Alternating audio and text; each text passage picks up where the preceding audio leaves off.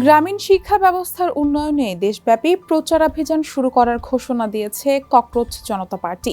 আগামী 15ই আগস্ট ভারতের 80তম স্বাধীনতা দিবসে এই কর্মসূচি শুরু হবে।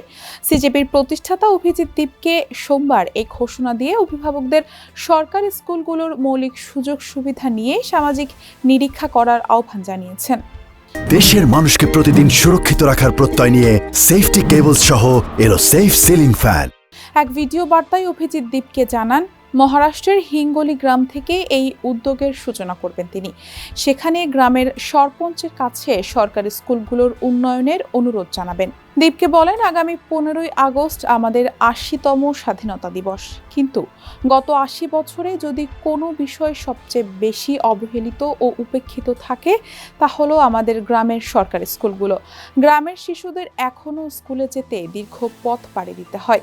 অনেক স্কুলে গিয়ে তারা পানীয় জল ও শৌচাগারের মতো মৌলিক সুযোগ সুবিধাও পায় না।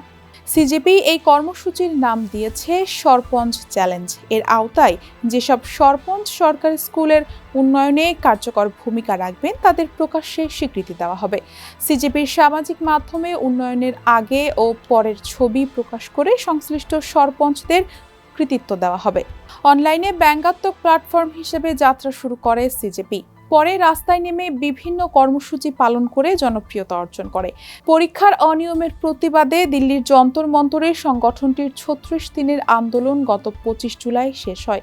তৎকালীন কেন্দ্রীয় শিক্ষামন্ত্রী ধর্মেন্দ্র প্রধানের পদত্যাগের পর আন্দোলন প্রত্যাহার করে সিজেপি।